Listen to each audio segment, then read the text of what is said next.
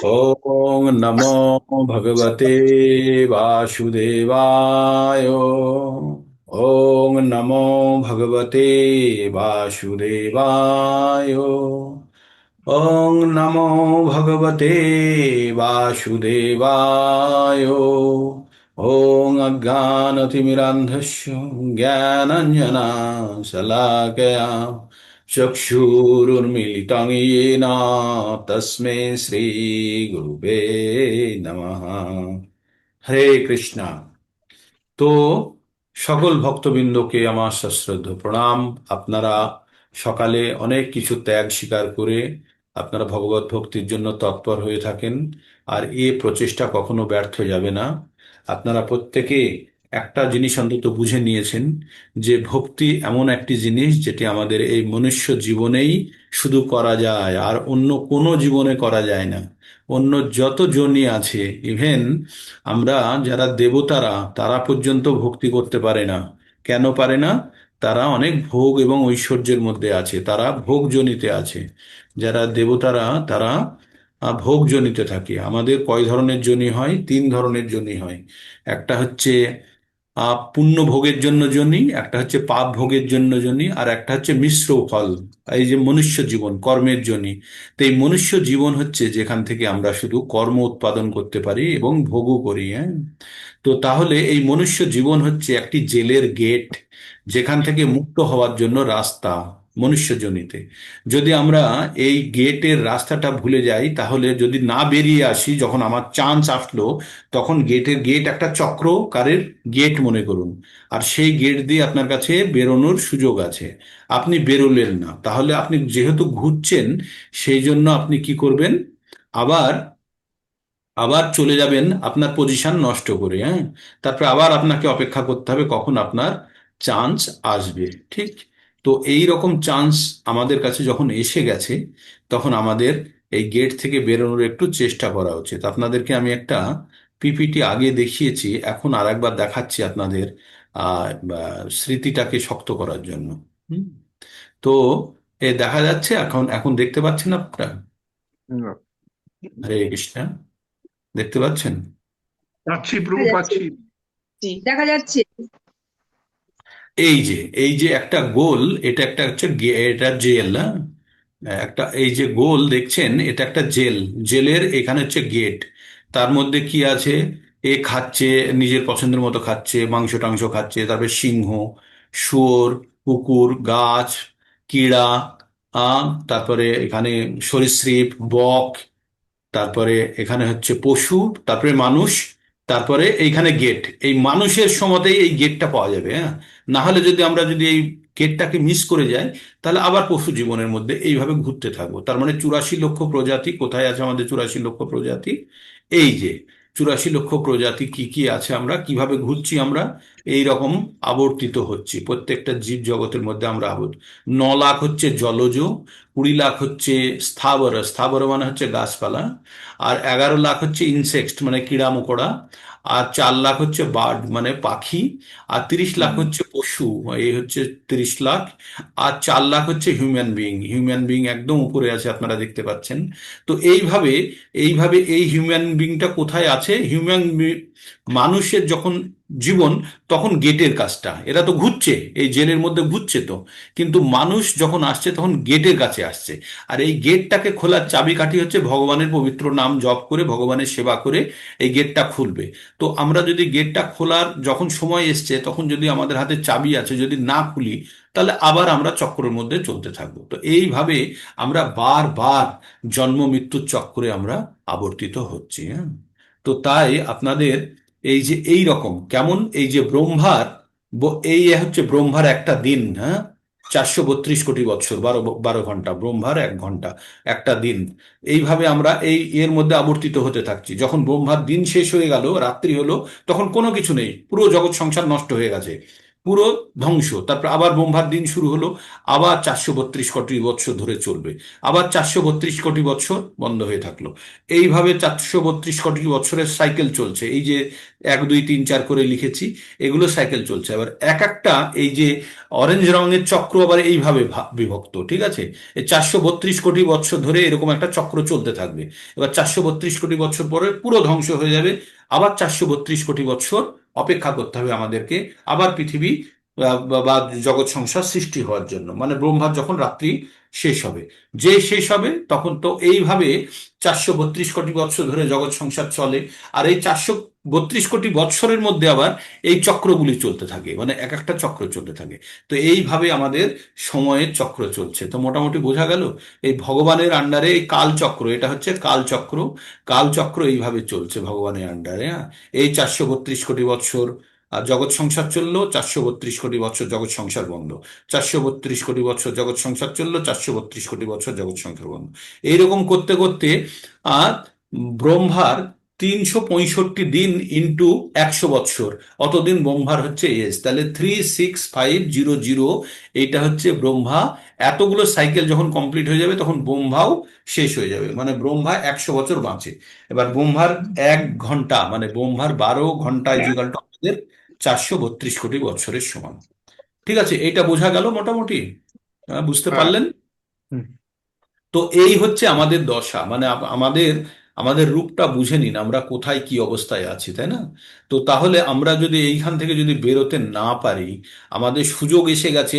গোয়াইজু like বা ইয়ে musical চেয়ারের সময় যখন হয় না, যখন আপনি চেয়ারটা ক্রস করছেন, তখন আপনি ক্রস করে গেছেন, তখন যদি বাঁশি বন্ধ হয়ে যায় তখন আপনাকে ফটাফট আর একটা চেয়ারের জন্য ছুটতে হবে। তো আমরা যখন এই মনুষ্য জীবন হচ্ছে এই গেটের সামনে চলে এসেছে, এইবার যদি আমরা গেটটা খুলে বেরিয়ে আসি, তাহলে কিন্তু এই জন্ম মৃত্যুর ওই বারবার পশু জীবন, মনুষ্য জীবন, বিভিন্ন ধরনের যোনির থেকে আমরা মুক্ত হয়ে আমরা কিন্তু আমাদের প্রকৃত আলোয় ফেরত যেতে পারি। আমাদের প্রকৃত আলোয় কি? আমরা আমরা হচ্ছে ভগবানের চরণাশ্রয়ে ফিরে যেতে পারি, ঠিক? এবার এবার ধরুন আমরা এইখানে আছি, হ্যাঁ, কোথায় আছি? উই আর হেয়ার, কলকাতায় আছি। যাচ্ছি কোথায়? ডেস্টিনেশন বৃন্দাবনের দিকে যাচ্ছি। তো রাস্তা এরকম ভাবে চলছে। তো আমরা প্রত্যেকটা জীবনে এই যে 432 কোটি বৎসরের একটা করে চক্র চলছে, 432 কোটি বছরে একটা করে চক্র চলছে, হ্যাঁ। এই প্রত্যেকটা আমাদের যাত্রা আগে চলতে থাকছে। এবার এই চক্র কমপ্লিট করার পরিবর্তে আমরা যে বাহনে বসে আছি, এই বাহনটাকে ব্যবহার করেও সোজা চলে যেতে পারি। কিন্তু যদি এই বাহনটাকে ব্যবহার করে না যাই তাহলে কি হবে? এইখানে একটা চক্র খেতে হবে, এইখানে একটা চক্র খেতে হবে, এইখানে একটা চক্র খেতে হবে। আবার কালকে কি বলছিলাম? কালকে বলছিলাম আপনি যাবেন কৃষ্ণনগর, কিন্তু যদি আপনি বারুইপুরের দিকে ট্রেনে চড়ে ফেলেন তাহলে কি হবে? তাহলে আপনার অগ্রগতি হলো না, তাহলে আপনার পশ্চাৎগতি হয়ে গেল, তাই না? পিছন দিকে চলে আসলেন। এই যে আপনি এত দূর পৌঁছে গেছিলেন, কিন্তু আপনি আবার উল্টো দিকে ট্রেনে চেপেছেন, তখন আপনি আবার আবার সেই ওই চক্রের মধ্যেই থাকবেন, কিন্তু আবার আপনাকে সেই অতখানি পথ অতিক্রম করতে হবে। তো এইভাবে আমাদের জীবন চক্র চলতে থাকে। তো আমি মানে আমার বোঝাপড়াটা যেমন ছিল সেই অনুযায়ী আপনাদেরকে আমি বোঝানোর চেষ্টা করলাম। তাহলে আমাদের জানতে হবে এই মনুষ্য জীবন কত গুরুত্বপূর্ণ, আর এই মনুষ্য জীবনকে আমরা যদি প্রকৃত অর্থে ব্যবহার করতে পারি, তাহলে কিন্তু আমরা গন্তব্যস্থলে পৌঁছতে পারবো।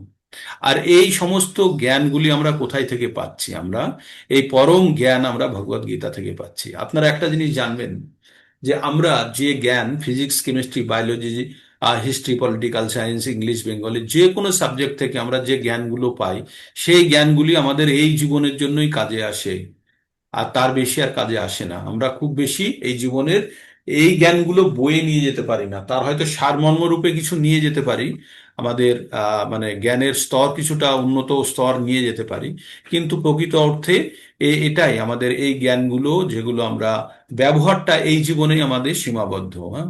কিন্তু আমরা যদি আধ্যাত্মিক জীবনের জন্য যত কিছু করে রাখি, এই জীবনে কতখানি ফল পাবো জানি না, তবে পরবর্তী জীবনে যে আমাদের ফল নিশ্চিত তাতে কোনো সন্দেহ নেই, ঠিক? তো তাই আমাদের প্রত্যেকটা মুহূর্তে জানতে হবে আমাদের জীবনের পরম উদ্দেশ্য কি। আমাদের জীবনের পরম উদ্দেশ্য হচ্ছে সর্ব উপাধি বিনির্মুক্তম তৎপরাত্মেন নির্মলাং ঋষিকেন ঋষিকেশ সেবনাং ভক্তির উচ্চতে। আমরা হচ্ছি ভগবানের ক্ষুদ্র অংশ, আর অংশের কাজ হচ্ছে পুণ্যের সেবা করা, হ্যাঁ? অংশের কাজ হচ্ছে পুণ্যের সেবা করা। তাই আমাদের সর্বপ্রকার উপাধি, সর্ব উপাধি বিনির্মুক্তম, সমস্ত প্রকারকে অহংকারকে আমাদের জলাঞ্জলি দিয়ে আমাদের জানতে হবে আমরা অণু, আর আমাদের কাজ হচ্ছে বিভু, মানে বিশালের সেবা করা। এবার সেবা, আমরা সবসময় সেবা সেবা বলি, সেবাটা কি? বিভিন্ন ধরনের সেবা হতে পারে। তার মধ্যে একটি সেবা হচ্ছে এই যে আপনারা শ্রবণ করছেন, এটি একটি সেবা। আপনারা কীর্তন করছেন, সেটি একটি সেবা। সেবা আপনারা বিষ্ণু স্মরণ করছেন, সেটি একটি সেবা। আপনারা বিগ্রহের সেবা করছেন, তাকে ধৌতকরণ করছেন, পদসেবা করছেন করছেন, তাকে আপনারা ভোগ লাগাচ্ছেন, এগুলো সব সেবা।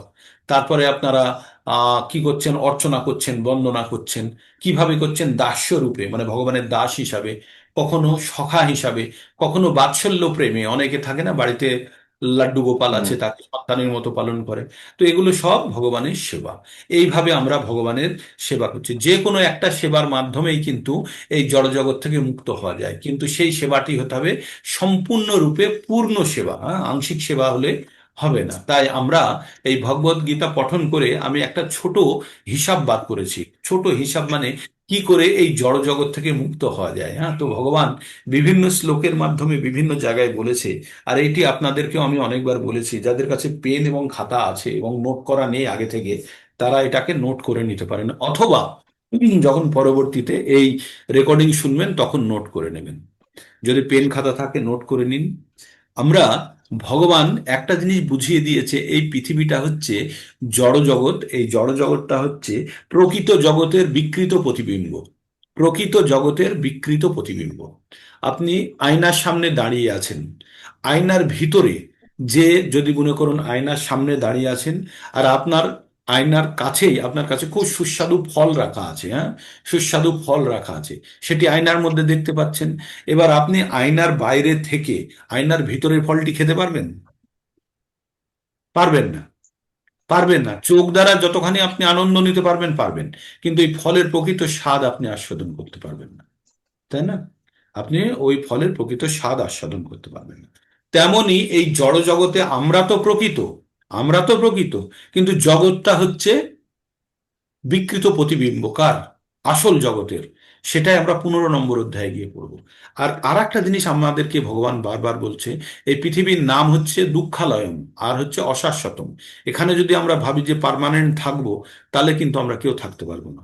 আপনারা পৃথিবীতে অনেক বড় বড় ব্যক্তিত্বের নাম শুনেছেন, দু চারটে: রবীন্দ্রনাথ হুম, ঠাকুর, বিবেকানন্দ, রামকৃষ্ণ ঠাকুর, চৈতন্য মহাপ্রভু, ভগবানের একজন ওদের। তারপরে ঈশ্বরচন্দ্র বিদ্যাসাগর, মনীষী যারা, তারা কজন বেঁচে আছে? হিটলার, সুভাষচন্দ্র বোস, এরা বেঁচে আছে? এরা কোথায়? বড় বড় ডাক্তার বিধানচন্দ্র রায়, কোথায় উনি? কোথাও নেই। তার মানে প্রত্যেককে এই ধরাধামে একটা নির্দিষ্ট সময় পরে ছেড়ে চলে যেতে হবে। ছেড়ে চলে যেতে হবে প্রত্যেককে। Everybody has to leave this world. তো আমাদের, তার মানে আমাদেরকেও ছেড়ে যেতে হবে, আমরাও তার ব্যতিক্রম নই। তাহলে আমাদের এমন কিছু করতে হবে, যতক্ষণ আছি ততক্ষণ এমন কিছু করতে হবে যেটা দিয়ে আমাদের পারমার্থিক উন্নতি করে নিতে পারি, এই জীবনের সার্থকতা পেতে পারি। কারণ এই জীবনের সার্থকতা কিন্তু পুনরায় জীবন পাওয়ার জন্য নয়। বারবার জানতে হবে আমাদেরকে, এই যে আমাদের জীবনের সার্থকতা তখনই হবে যখন এই জীবনটাকে সম্পূর্ণভাবে ব্যবহার করে আমরা এই জড় জগতের বন্ধন থেকে মুক্ত হতে পারি। যদি না হতে পারি, আবার আমরা ওই চক্রের মধ্যে থাকলাম, আবার আমরা ওই চক্রের মধ্যে থাকতাম। পুনরপি জননম পুনরপি মননম, জননী জঠরে পুনরপি শয়নম। fair enough. মানে বারবার আমাদেরকে জন্মগ্রহণ করতে হবে, বারবার মাতৃ জঠরে। একবার কল্পনা করুন, একবার শুধু কল্পনা করুন, গাছ হয়ে যদি আমাদের থাকতে হয়, কতদিন ওইভাবে দাঁড়িয়ে থাকতে হবে। যে কেউ আসবে পেরেক ঠুকে দেবে, বাচ্চারা আসবে একটু কাটবে, কেউ এসে হেলান দেবে, গরুতে এসে পিঠ ঘষে দেবে, কেউ এসে সাইনবোর্ড টাঙিয়ে দেবে, কোনো তার বেঁধে কাপড় শুকাতে দেবে, সেই তারটা আর খুলবে না।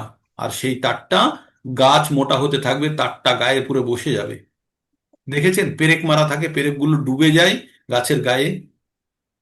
আর ওইভাবেই আমাদেরকে দাঁড়িয়ে থাকতে হবে অনন্তকাল ধরে, যতদিন না পর্যন্ত আমাদের টেনিওর বা আমাদের ডিউরেশন শেষ হচ্ছে। তো এইভাবে বিভিন্ন প্রজাতির মধ্যে দিয়ে আমরা পার করে এসেছি, এসে বর্তমানে মনুষ্য জীবন আছে। এবার মনুষ্য জীবন কতদিন কাটাচ্ছি আমরা জানি না। যদি আমরা রজগুণের প্রভাবে থাকি, তাহলে প্রত্যেকবার কিন্তু আমরা মানুষ রূপেই জন্মগ্রহণ করছি। তাই আমাদের জানতে হবে যে এই মনুষ্য জীবনকে প্রকৃত জ্ঞান অর্জন করে, আমরা কালকে জ্ঞানের কথা প্রচুর বলেছি, ভয় কখন দূর হয় যখন আমরা প্রকৃত জ্ঞান অর্জন করি। আর এই প্রকৃত জ্ঞান অর্জনের মাধ্যমে আমরা কি করতে পারবো? আমাদের জীবনের মর্মার্থ জানতে পারবো, প্রকৃত অর্থ উদ্দেশ্য জানতে পারবো। আর সেই উদ্দেশ্য জেনে আমরা সেই উদ্দেশ্যের দিকে নিজেদেরকে চালিত করতে পারবো। এটাই হবে বুদ্ধিমানের কাজ, বিবেকবানদের কাজ। আমরা অনেক জীবন এইভাবে পশু পাখি মানুষের জীবনও অনেক কাটিয়েছি আমরা। কাটানোর পরে আমরা এখন আমরা এখন ভগবত জ্ঞান অর্জন করতে পারছি। ভগবত গীতার 7 নম্বর অধ্যায়ের 19 নম্বর শ্লোকে আমরা পড়ব, কি পড়বো? বহুনাম জন্ম নামান্তে জ্ঞানমান মান প্রপদ্যতে বাসুদেব সর্বমিতির সা মাহাত্ম সুদুর্লভ। জ্ঞান জ্ঞানবান ব্যক্তি বহুবার জন্মগ্রহণ করে, জ্ঞানমান জ্ঞানীরা শুনুন, জ্ঞানীরা, আমরা তো সাধারণ, জ্ঞানীদের কথা শুনুন। জ্ঞানীরা বারবার জন্মগ্রহণ করে কোনো একবার জানতে পারে যে ভগবান কৃষ্ণ সবকিছুর মূল, বাসুদেব সর্বমিতির। আর এই রকম মহান আত্মা অতি দুর্লভ। যখন তারা জানতে পারে তখন ভগবান চেতনায় উদ্বুদ্ধ হয়ে ভগবান ভক্তিতে লীন হয়। আপনাদের মধ্যে কতজন এই রকম জীবন কাটিয়েছেন আমি জানি না, কিন্তু আপনারা প্রত্যেকে যারা প্রকৃত অর্থে ভক্তির জন্য যুক্ত হয়ে আছেন, প্রত্যেকে মহাত্মা। বিকজ এই অপরচুনিটি সকলের কাছে আসে না। ভগবান এক জায়গায় বলছেন, মনুষ্য নাম সহস্রেষু কশ্চিৎ যততি সিদ্ধয়ে যততি মাপি সিদ্ধ নাম কশ্চিন মানবত্তি তত্ত্বত। হাজার হাজার মানুষের মধ্যে থেকে কেউ একজন ভগবানের প্রতি ভক্তি করার ইচ্ছা প্রকট করে। আর এরকম হাজার হাজার মানুষের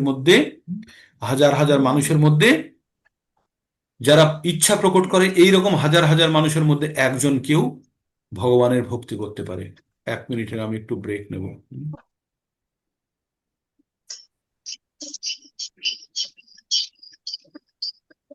হরে কৃষ্ণ হরে কৃষ্ণ কৃষ্ণ কৃষ্ণ।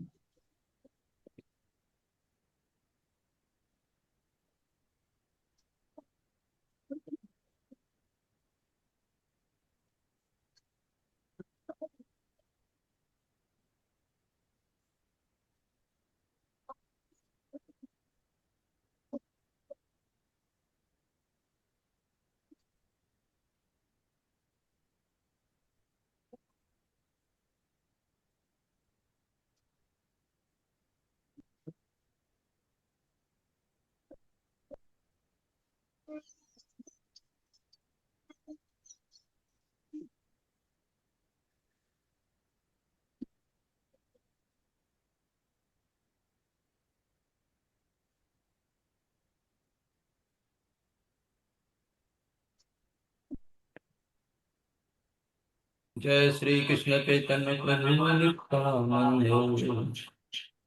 या गदाधर शिवासादि गौर भक्त वृंद। हरे कृष्ण कृष्ण हरे हरे, हरे राम राम राम हरे हरे। হরে কৃষ্ণ। তো মনুষ্য নাম সহস্রেষু কশ্চিৎ যততি সিদ্ধয়ে যততি মাপি সিদ্ধ নাম কশ্চিন মান ব্যক্তি তত্ত্বতঃ। ভগবান বলছেন হাজার হাজার মানুষের মধ্যে থেকে কারো একজন ভগবত ভক্তি করার ইচ্ছা হবে, আর এরকম হাজার হাজার ইচ্ছা হওয়া ব্যক্তিদের মধ্যে থেকে কেউ একজন ভগবত তত্ত্বজ্ঞান লাভ করতে পারবে। আপনারা ভাবুন, আপনারা কতজনের মধ্যে থেকে বাছাই করা ব্যক্তিত্ব যারা ভগবত ভক্তির চেষ্টা করছেন বা যারা ভক্তি করছেন। তারা কমপক্ষে হাজারের মধ্যে একজন তো বটেই। আবার সেই রকম হাজারের মধ্যে থেকে একজন হতে পারবেন যদি আপনারা ভগবান তত্ত্ব জেনে গেছেন। তাই ভগবান বলছেন এই জগৎটা হচ্ছে জড় জগৎ। এই জগৎটা আমাদের প্রকৃত আলয় নয়, প্রকৃত স্থান নয়। এখান থেকে আমাদের যত তাড়াতাড়ি সম্ভব আমাদের এখান থেকে বেরিয়ে পড়তে হবে। কোথার জন্য? আমাদের পার্মানেন্ট জায়গার জন্য। আর পার্মানেন্ট জায়গাটা কোথায়? বৈকুণ্ঠ ধাম। এই যে জড় জগৎ আছে, এই জগৎ জগৎ হচ্ছে ভগবানের শক্তির 1/4 অংশ। মানে এই জড় জগৎ, জড় জগৎ মানে শুধু পৃথিবী নয়, গ্রহ নক্ষত্র যত ব্রহ্মাণ্ড যত কিছু আছে, এটিকে বলা হয় জড়জগৎ। এই জড়জগতের হরে কৃষ্ণ কি আবার ঘুমিয়ে পড়েছো নাকি? আহ, এই জড়জগতের আকার হচ্ছে ভগবানের সমস্ত যে জগৎ আছে তার 1/4, তার মানে 3/4 জগৎ যেটা, সেটা আছে ভগবানের আধ্যাত্মিক জগৎ। সেখানে সকলের বাস। আর সেখান থেকে আমরা জড়জগতে এসেছি কি করতে? আমরা নিজে আলাদাভাবে সুখ ভোগ করতে এসছে। তাই ভগবান বলছে এই জগৎটা অস্থায়ী, এখান থেকে তোমরা স্থায়ী জায়গার জন্য ফেরত এসো। তাই ভগবান আমাদের কিছু ফর্মুলা দিয়েছেন কি কিভাবে ভগবানের কাছে ফিরে যাওয়া যায়। যাদের কাছে পেন পেন্সিল আছে তারা নোট করুন।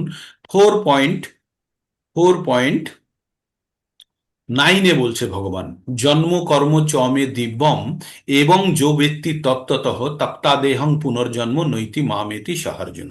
ভগবান বলছেন যাদের, বলছে যারা আমার জন্ম এবং কর্ম অতি দিব্য, ভগবান বলছে আমার জন্ম এবং কর্ম অতি দিব্য, এটি যে জেনে গেছে তাকে এই জড় শরীর ত্যাগ করার পরে পুনরায় আর জড় শরীর ধারণ করতে হয় না। তাহলে কি শরীর ধারণ করে? সে তো আর শরীর ছাড়া থাকতে পারবে না, তাই সে চিন্ময় শরীর প্রাপ্ত হয়। আর যে শরীরটি ভ্যালিড কোথায়? অনলি বৈকুণ্ঠ ধামে চিন্ময় শরীর ভ্যালিড, অন্য শরীর ভ্যালিড নয়। হ্যাঁ, তাই সে ভগবানের ধামে প্রবেশ করার সুযোগ পায়। তাহলে কি করলে হয়? ভগবানের সম্বন্ধে তত্ত্বগতভাবে ভগবানের জ্ঞান অর্জন করলে, ভগবানের জন্ম এবং কর্ম সম্বন্ধে তত্ত্বগতভাবে যখন কেউ জেনে যায়, তখন সে সে কি করতে পারে? সে ভগবানের ধামে প্রবেশ করতে পারে। তাহলে এটা গেল 1 নম্বর। তারপরে 2 নম্বরটা হচ্ছে 8.6। 8.5 ভগবান সেখানে বলছেন যে অন্তকালে চ মামেব শরণ মুক্তা কলেবরম যো প্রয়াতি সামদ ভাবম ইয়াতি নাস্তত্র সংশয়। ভগবান বললেন যে মৃত্যুর সময় যে আমাকে স্মরণ করে দেহত্যাগ করবে সে অবশ্যই আমার ভাব প্রাপ্ত হবে, সে যে আমার কাছে আসবে তাতে কোনো সন্দেহ নেই। তাহলে ভগবানের কাছে ফিরে যাওয়ার জন্য কি রাস্তা বললো? মৃত্যুর সময় ভগবানকে স্মরণ করা। প্রথমে বললো ভগবান সম্বন্ধে জ্ঞান অর্জন করা, এটা গেল একটা সেকশন। দ্বিতীয় অপশন কি দিল? ভগবান সম্বন্ধে ভগবানকে স্মরণ করা মৃত্যুর সময়, 2 নম্বর। 9 নম্বর অধ্যায়ে 34 নম্বর শ্লোকে ভগবান বলছে মনমনা ভাবো মদভক্ত মদ্দাজি মাম নমস্কুরু মামেব এষোসি যুক্তৈব আত্মানাং মত পরায়ণ। নোট করুন, 9:34 বলছে, ভগবান বলছে মনমনা ভাবো, আমাতে মন নিয়োগ করো, মনমনা ভাবো। মদভক্ত, আমার ভক্ত হও। মদ্দাজি, আমার পুজো করো। নমস্কার কর, মদ্দাজি মাম নমস্কুরুম, আমায় নমস্কার করো। তাহলে আমার ভক্ত হও, আমাতে মন নিবেশ করো, আমাকে প্রণাম করো, আমাকে আমার ভক্ত হও, আমার পুজো করো, তাহলে তুমি যে আমার কাছে আসবে তাতে কোনো সন্দেহ নেই। এটা গেল 9। তারপরে 11:55, 11:55 ভগবান বলছেন মত কর্মকিত, মত কর্মকিত, মত পরমো, মত ভক্ত সঙ্গ বর্জিত, নিরাবৈর সর্বভূতেষু সজ মামেতি পাণ্ডব। বলল তুমি আমার জন্য কর্ম করো, মানে ভগবানের জন্য কর্ম করো, যেটা অকর্ম বা নিষ্কাম কর্মযোগের কথা আমরা বলে থাকি। ভগবানকে তুমি মত পরমো, আমাকে জীবনের পরম লক্ষ্য বানাও। মদ ভক্ত, আমার ভক্ত হও। সঙ্গবর্জিত, তুমি ভৌতিক সঙ্গ ত্যাগ করো। নিরাবৈর, সকলের প্রতি তুমি সমসম ভাবা সম্পন্ন হও, কাউকে তুমি শত্রু ভেবো না। সজ মামেতি পাণ্ডব, সে যে আমার কাছে আসবে তাতে কোনো সন্দেহ নেই, সে আমার কাছে অবশ্যই আসবে। কত কত দূর পর্যন্ত গেল? 4টে হলো না পদ্ধতি? চারটে তারপর হলো। ভগবান বলছে আবার 18:65 ভগবান বলছে মনমনা ভাব মদ ভক্ত মদ্দাজি মাম নমস্কুরু মামেব এষোসি সত্যম তে প্রতি জানি প্রিয় অসীমে। আবার ওই কথাটাই বললো, একটু আলাদা করে শেষেরটুকু। আমি প্রতিজ্ঞা করছি যে তুমি আমার কাছে আসবে, তাতে কোনো সন্দেহ নেই। তুমি আমার ভক্ত হও, তুমি আমার পুজো করো, তুমি আমায় নমস্কার করো, তোমার মন আমাতে সঁপো, মানে আমাতে তুমি দিয়ে দাও। তারপরে ভগবান বললেন, এবার ভগবান বললেন এটা কিভাবে প্রাপ্ত হবে? সর্বধর্মান পরিত্যাজ্য মাম একম শরণাম ব্রজ অহং ত্বাম সর্ব পাপেভ্য মোক্ষয়িষ্যামি মা শুচো। তোমাকে এ নিয়ে চিন্তা করতে হবে না, তোমার সমস্ত পাপ আমি ধুয়ে মুছে শেষ করে দেবো। ওটা এটা কত এটা নম্বর কো- ছিল প্রভু? এটা কত নম্বর শ্লোক প্রভুজি? এটা 18:65। 1865 একবার বললেন। তো সেটাই তো বললাম, মনমনা ভাব মদ্ভক্ত। আচ্ছা। ও আচ্ছা। আর তারপরেরটা হচ্ছে 18:66, সেটাই 18:65কেই সাপোর্ট করে। ও হরে 5টা রাস্তা বলে দিলাম, এবার 6 নম্বর রাস্তাটি বলছে। প্রভুজি। ভগবান বলছেন জয়িদম পরমম গুহ্যম মদ্ভক্তেষু অভিদাস্যতি ভক্তিময়ী পরম কীর্তা মামেব এষস্যি অসংশয়। এটা হচ্ছে 18:68। ভগবান বলছে এই পরম জ্ঞান যে আমার ভক্তদের মধ্যে বিতরণ করে সে অবশ্যই আমার কাছে আসবে, তাতে কোনো সন্দেহ নেই। না চ তস্মাদ মনুষ্যস্য কশ্চিন মে প্রিয় কীর্তম ভবিতা না চ তস্মাদন্য প্রিয়তর ভুবি। ভগবান বললেন যে এর থেকে প্রিয় ব্যক্তি আমার কাছে আর কেউ নেই, যে আমার পবিত্র জ্ঞান আমার ভক্তদের মধ্যে প্রদান করে। না অতীতে ছিল, না বর্তমানে আছে, না ভবিষ্যতে হবে। তাহলে ভগবানের প্রিয় বানা যদি কেউ, তাহলে ভগবানের কাছে পৌঁছে যাওয়ার জন্য শেষ রাস্তাটা কি বললো? ভগবানের প্রচার করা। তার মানে আমাদের কি কি রাস্তা বললো? ভগবান সম্বন্ধে জ্ঞান অর্জন করো, ভগবানকে স্মরণ করো সর্বদা। আর এই যে ভগবানকে মৃত্যুর সময় স্মরণ করতে গেলে আমাদের কি স্মরণ আসবে? আসবে না। সেই জন্য আবার ওই 8-এর 5কে সাপোর্ট করার জন্য একটা ফর্মুলা দিয়েছে। 8-এর 5-এর ব্যাকেটে লিখে নিন 8-এর 7। সেখানে বলছে, তসমাদ সর্বৈষু কালেষু মা মনুষ্যরম যুদ্ধ চ মই অর্পিত মনোবুদ্ধির মামেব এষস্যি অসংশয়। ভগবান বললেন, তাই আমাকে স্মরণ করে তুমি সর্বদা যুদ্ধ করো। কোন যুদ্ধ? জীবন যুদ্ধ। আমাদের যে যে বর্ণ আশ্রমে আছি সেখানে থেকে আমাদের কর্তব্য পালন করি। কাকে স্মরণ করে? ভগবানকে স্মরণ করে। ভগবান তাহলে কি হবে? মামেব এষস্যি অসংশয়, আমার কাছে আসবে, তাতে কোনো সন্দেহ নেই। তার মানে ভগবান কতগুলো ফর্মুলা দিয়েছে ভগবানের কাছে ফিরে যাওয়ার জন্য। 4.9, 8.5 ব্র্যাকেট 8.7, 9.34, 11.55, 18.65, 65, 18.68। এটা আমি 6টা বার করেছি, এরকম প্রচুর ফর্মুলা দিয়েছে এই রকমই। তো আমরা এইগুলোর মধ্যে যে কোনো একটাকে ধরে নিতে পারি, অথবা সব সবগুলোই আমরা লেগে যেটা আমাদের লেগে যাবে, যেটা আমাদের লাগবে। কারণ আমরা তো জানি না যে মৃত্যুর সময় স্মরণ করার পরিবর্তে ওটা হচ্ছে লাস্ট অপশন আমাদের 8.5। তার আগের গুলো কিন্তু আমরা এই অবস্থায় করতে পারি। ভগবান সম্বন্ধে জ্ঞান অর্জন করা, ভগবানের ভক্তি করা, ভগবানের বাণী প্রচার করা, ভগবানের জন্য কাজ করা, ভগবানকে জীবনের পরম লক্ষ্য স্থির করা, এগুলো তো আমরা বর্তমানেই করতে পারি।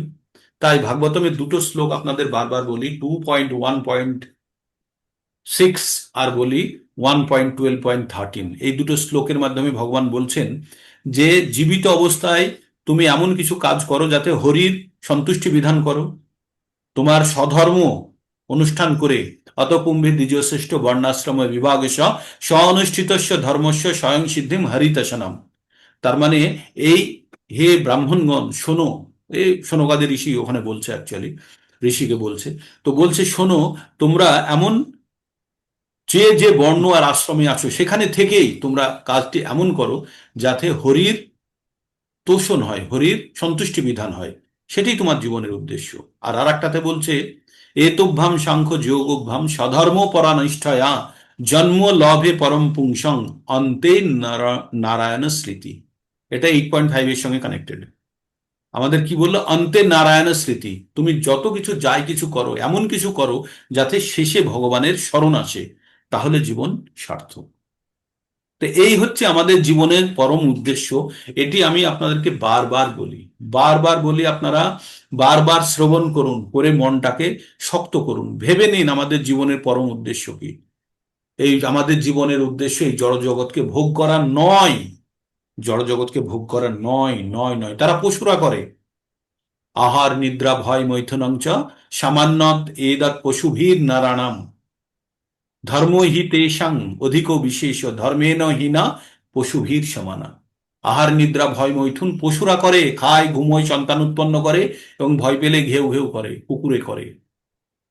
আর সেটা যদি আমরা করি তাহলে আমাদের সঙ্গে পশুর কি পার্থক্য? আমাদের সঙ্গে একটাই পার্থক্য, আমরা ধর্মের অনুষ্ঠান করতে পারি। আর ধর্ম কি? সর্বোপাধি বিনির্মুক্তম তৎপরাত্মেন নির্মলাং ঋষিকেন ঋষিকেশ সেবনং ভক্তির উচ্চতে। আর আমাদের ধর্ম কি? আমরা অনু আর বিভুর সেবা করা, সেটি হচ্ছে আমাদের ধর্ম, আর সেটি হচ্ছে ভক্তি। তো আমরা লুপটাকে ক্লোজ করতে পারলাম। আমরা তাহলে বুঝে গেলাম আমাদের জীবনের পরম উদ্দেশ্য কি। আপনারা এটা 1000বার শুনুন, যখনই মন ঢিলা হয়ে যাবে যে কি করছি না করছি, শুনুন, শুনে এই জিনিসটা বুঝুন আমাদের জীবনের পরম উদ্দেশ্য কি। এটি এটি ভাগবত গীতার সার। আমি প্রতিদিন আপনাদের ভগবদ গীতার সার একবার করে মনে করিয়ে দিই, ভগবদ গীতার সার কি। এটা হচ্ছে ভগবদ গীতার সার, যে আমাদের এই জীবন ক্ষণস্থায়ী, এই জগৎ অস্থায়ী, আর এখান থেকে আমাদের এই অবস্থাতে জীবনও অস্থায়ী, জগৎও অস্থায়ী। এখান থেকে আমাদের কাজ করে মিটিয়ে বেরিয়ে পড়তে হবে। দেরি করে গেলে আবার আমাদেরকে বাজার করতে আসতে হবে। বলি না, কাজের বাজারে কাজের জিনিস কেনার জন্য যদি বাজারে যেতে হয়, সব ফর্দ অনুযায়ী যদি সবকিছু না করে আসি, তাহলে কিন্তু আবার আমাদের আসতে হবে। তাই আমরা এই যে জগতে যে কারণে এসেছি সমস্ত কাজ কমপ্লিট করে আমাদের এখান থেকে বেরোতে হবে। আর আমাদের কাজগুলো কি? ভগবানের ভজনা সাধনা করে সমস্ত মানে ল্যাটা চুকি দেওয়া, সমস্ত কিছু কাজ কমপ্লিট করা। আপনারা যারা যারা কনভিন্স, অবশ্যই তারা আপনারা রাস্তাটা ধরে রাখুন। যাদের মনের মধ্যে এখনো শঙ্কা আছে তারা বারবার শ্রবণ করুন। এটাই সত্য, সেকেন্ড থট নেই যে আমি পালন করব না, সেটা নয়, এটিই করতে হবে। যতক্ষণ আপনাদের মনকে স্থাপন করতে পারবেন না, বারবার শ্রবণ করুন, ভাবুন, মনন করুন। আপনি অনেককে মারা যেতে দেখেছেন, আমি অনেক উদাহরণ দিয়েছি। অনেকে মারা গেছে, তারা কই, তারা কোথায়? আমরাও চলে যাব, শুধু সময়ের অপেক্ষা। তাহলে আমাদের এই জীবনটাকে কাজে লাগিয়ে নিতে হবে। বিষ খেয়ে দেখার দরকার নেই বিষ খেলে কি হয়। যারা খেয়ে মরেছে তাদের থেকেই জ্ঞান লাভ করা যেতে পারে। তাই এই জীবনকে আমাদের আর এক্সপেরিমেন্ট করার দরকার নেই। আমাদের জন্য যে থিওরিটিক্যাল প্র্যাকটিক্যাল যে জ্ঞান আছে, সেই জ্ঞানটিকে কাজে লাগিয়ে আমাদেরকে বেরিয়ে যেতে হবে। এটাই হবে আমাদের জীবনের পরম লক্ষ্য। তো এই লক্ষ্যের পথে চলতে গেলে আপনাদের সব থেকে বেশি সাহায্য যে করবে মন। কারণ মন আমাদের ইন্দ্রিয় সমূহের সংযোগস্থলে অবস্থিত। আর ইন্দ্রিয় হচ্ছে বেটা সব থেকে আমাদেরকে কষ্ট দেওয়ার মূল। আর এখানেই লুকিয়ে থাকে আমাদের কাম বাসনা। কোথায়? ইন্দ্রিয়, মনে আর বুদ্ধিতে। আর এই কাম কি? কাম হচ্ছে প্রেম, যখন বিকৃত রূপ হয়ে যায়। কামের বিকৃত রূপ কি? এই কাম কার বিকৃত রূপ? প্রেমের।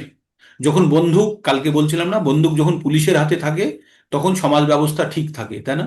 কিন্তু ওই বন্দুক যদি চোরের হাতে চলে যায়, ডাকাতের হাতে চলে যায়, তখন কি হবে? তখন কিন্তু আমাদের প্রতি অত্যাচার করবে, আমাদেরকেই ভয় দেখাবে। তো সেই কাম, কাম কখন কামে পরিণত হয়? প্রেম, যখন রজগুণের প্রভাবে চলে যায়। কিন্তু যখন ওই কামটা শতগুণের কাছে থাকে, প্রেমটা শতগুণের কাছে থাকে, তখন ভগবানের সঙ্গে যুক্ত হওয়ার চেষ্টা করায়।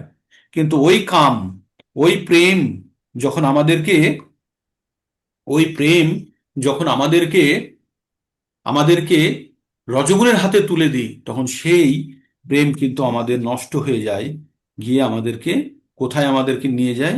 আমাদের এই চক্রের মধ্যে ফেলে দেয়।